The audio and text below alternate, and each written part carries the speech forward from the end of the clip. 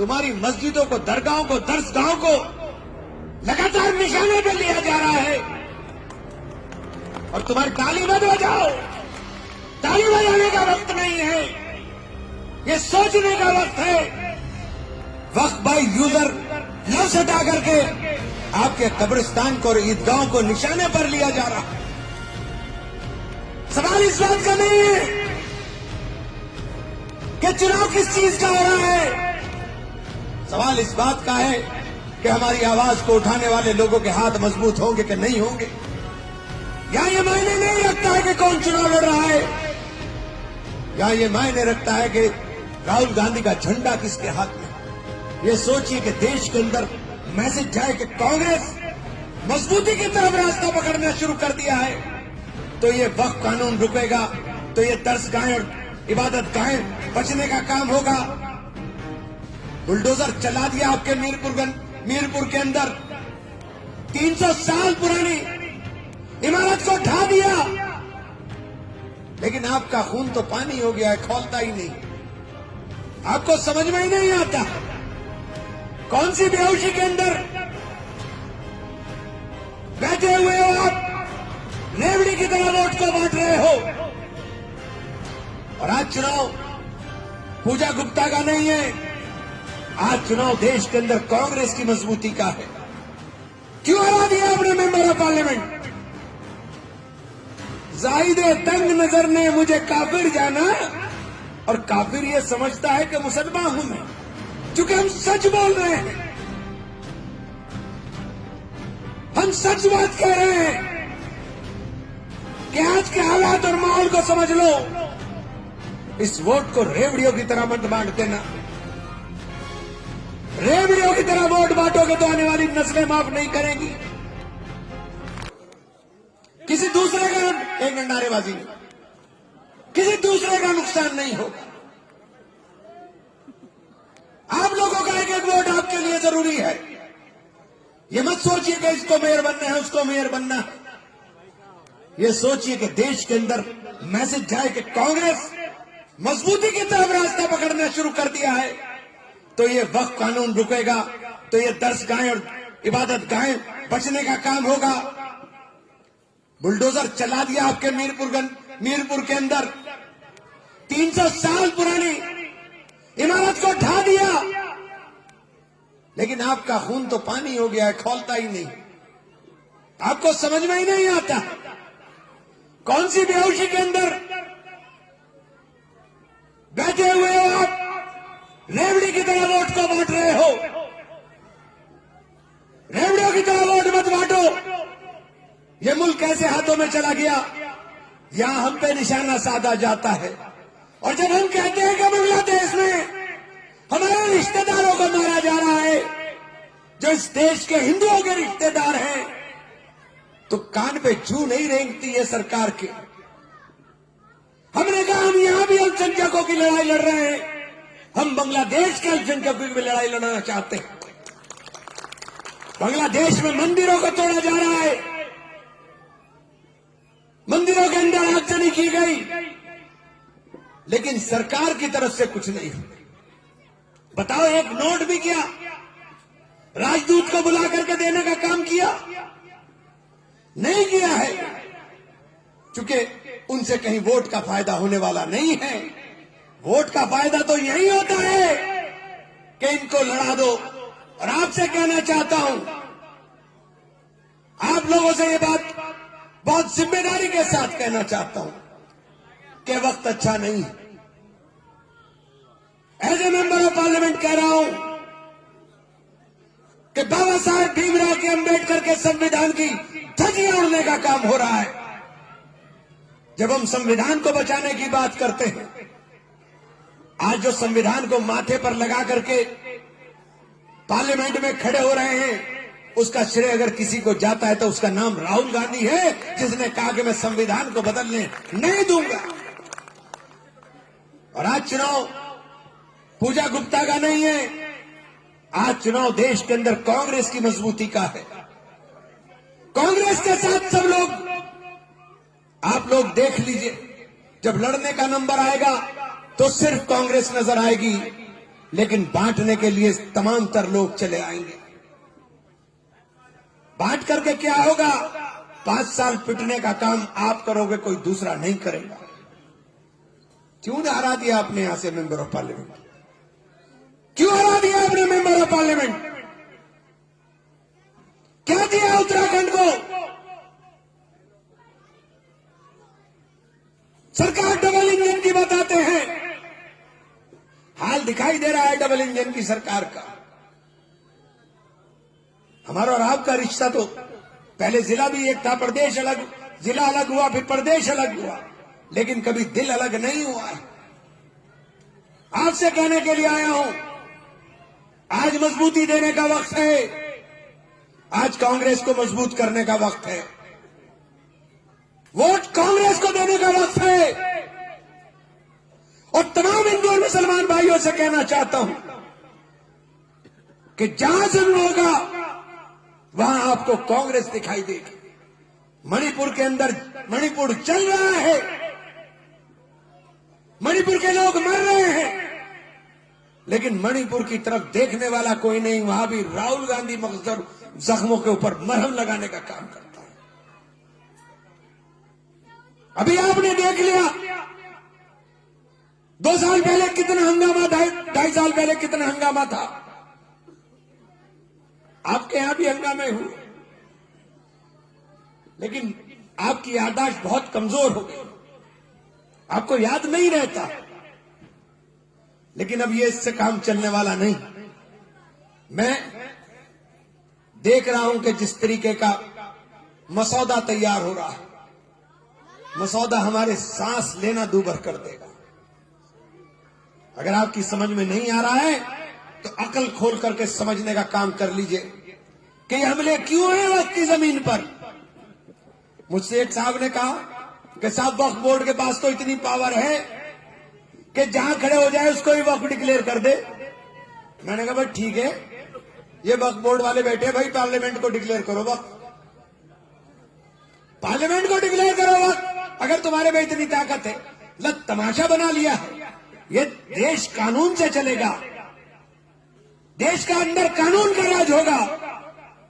बाबा साहब भीमराव अंबेडकर के दिए हुए संविधान से चलेगा, ये आपकी जबान से चलेगा। और जिम्मेदार लोग झूठ बोलते हैं, जिम्मेदार लोग कहते हैं कि ये वक्फ बोर्ड नहीं है, ये तो माफिया बोर्ड है। तो फिर आप मुख्यमंत्री हो, आप क्या कर रहे हैं? अगर माफिया बोर्ड आपके संरक्षण में काम कर रहा है तो आप क्या कर रहे हो? लेकिन उनको तो ये बात इसलिए बोलनी है कि कुछ लोगों को इससे खुशी होती है। उन्हें ये नहीं समझ में आ रहा है कि उनके घर की दीवार गिर रही है। उनको इस बात का अफसोस नहीं कि मेरे घर की दीवार गिरी, उनको इस बात की खुशी है कि पड़ोसी का कटड़ू मर गया। कटोरा हाथ में आ गया है देश के व्यापारी के, कटोरा लेकर के हाथ में आ गया है व्यापारी। दुकान में सामान है, बिक नहीं रहा है, लेकिन नारा लगा रहे हैं। हम भी कहना चाहते हैं कि देश के अंदर जो जिस धर्म को पालने वाला है उस धर्म का कट्टरता के साथ पालन करे। मुसलमान बन करके बात करे और हिंदू पक्का सच्चा हिंदू बन के बात करे। और जिस दिन पक्का सच्चा हिंदू और पक्का सच्चा मुसलमान बन जाओगे तो नफरतों की दीवार खुद ब खुद मिट जाएगी। जब धर्म के अंदर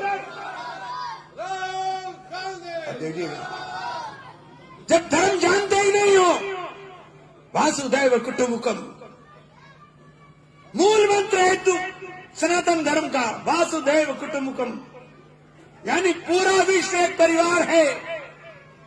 अरे पूरा विश्व एक परिवार है तो रुड़की कहां से चला गया? रुड़की भी तो वही है, ये सचिन गुप्ता और ताहिर भी तो भाई हैं, ये कहां से अलग हो गया? लकुम दीनुकुम वलिय दीन, कुरान कहता है कि तुमको तुम्हारा दीन मुबारक, मुझको मेरा दीन मुबारक। फिर नफरत कहां से आ गई? फिर नफरत कहां से आ गई? ये नफरत का एजेंडा सियासी है, इसको समझने की जरूरत है। जाहिदे तंग नजर ने मुझे काफिर जाना, और काफिर ये समझता है कि मुसलमान हूं मैं, चूंकि हम सच बोल रहे हैं, हम सच बात कह रहे हैं कि आज के हालात और माहौल को समझ लो। इस वोट को रेवड़ियों की तरह मत बांट देना। रेवड़ियों की तरह वोट बांटोगे तो आने वाली नस्लें माफ नहीं करेंगी। हिंदू मुस्लिम में सिख ईसाई आपस में भाई भाई का नारा लगा करके मुत्तफिका राय से इत्तेहाद के साथ सब लोग मिल करके पूजा गुप्ता को चुनाव जिता दो। पूजा गुप्ता नहीं जीतेगी, जीतेगी आपकी ताकत, जीतेगा वो जिसका नाम राहुल गांधी है, जीतेगा वो महात्मा, वो संत जिसने अपना पूरा जीवन लगा दिया है कि आखिरी दम तक लड़ूंगा, लेकिन हिंदुस्तान की संस्कृति को तबाह और बर्बाद नहीं होने दूंगा, हिंदुस्तान के संविधान को बर्बाद नहीं होने दूंगा। जब राहुल गांधी कहते हैं कि हमें गिनती करानी चाहिए, तो गिनती कराने के नाम पर पेट में परेशानी होने लगती है बहुत लोगों के, क्योंकि अगर गिनती हो जाएगी तो पता चल जाएगा किसके पास क्या है। देश के ये मीडिया वाले खड़े, एक भी मीडिया हाउस के अंदर कोई दलित नहीं मिलने का, कोई बैकवर्ड नहीं मिलने का, आदिवासी नहीं मिलने का, जो किसी मीडिया हाउस का चेयरमैन हो, जो किसी मीडिया हाउस में बड़ी जगह पर बैठा हो। रवीश कुमार कौन है? ईमानदार आदमी है, और क्या हश्र उसका किया है ये मेरे से बेहतर आप जानते हैं।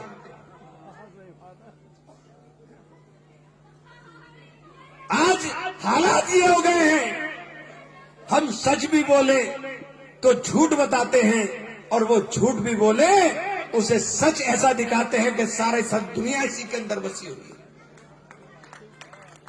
इसलिए कहने के लिए आया हूं कि आज समझने की जरूरत है, और चुनाव अपना समझ लेना।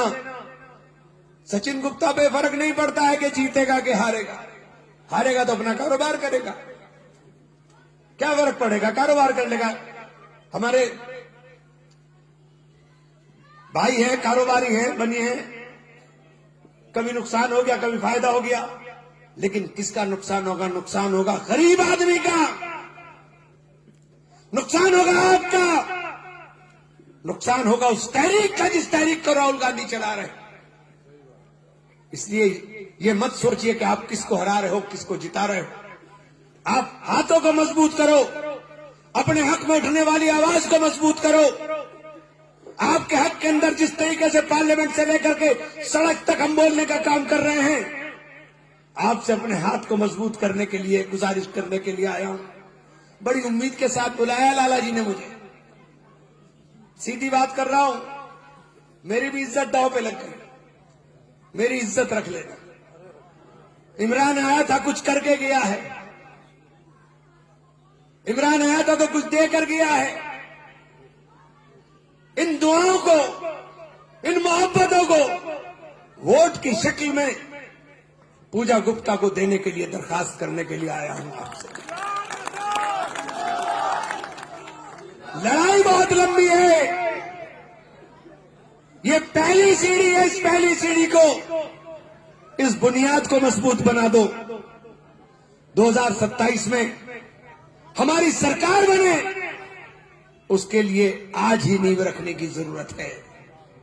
और आपसे बात इसलिए कह रहा हूं कि आपके वोट की जो कीमत है, वही कीमत देश के प्रधानमंत्री के और देश के बड़े से बड़े उद्योगपति के वोट की है, और राहुल गांधी के और मेरे वोट की है। लेकिन ये रेवड़ियों में बांटने का नहीं है। वोट उसको मिलना चाहिए जो उसका हकदार हो, और आपसे कहने के लिए आऊं, उसके हकदार, ईमानदारी के साथ कहना चाहता हूं कि उसके हकदार हम हैं। और अगर हम नहीं हैं तो ईमानदारी के साथ खड़े होकर बता दो कौन है, हम आपके साथ चलने का काम कर देंगे। लड़ने का नंबर आएगा, बोलने का नंबर आएगा, तो तिरंगा झंडा लेकर के, बाबा साहेब भीमराव अम्बेडकर का नाम लेकर के सड़कों के ऊपर सैलाब बना करके हम बने। और बांटने के नंबर पर बहुत लोग आएंगे। इसलिए आप सब लोगों का बेहद शुक्रगुजार हूं, आप सब लोगों का बेहद मशकूर हूं कि कांग्रेस के सिंबल को साथियों ताकत दे दीजिए। कांग्रेस का सिंबल अगर आपके सामने है, फिर किसी चीज को देखने की जरूरत नहीं, हाथ के निशान पर मोहर लगा करके अपने इस हाथ को हमारे साथ जोड़ने का काम करें। बहुत बहुत शुक्रिया साथियों। पार्षद भी तो हाथ के निशान पे हैं, सब पार्षद भी भाई जो हाथ के निशान पे हैं, सबके लिए मैं कह रहा हूं। तो ठीक है।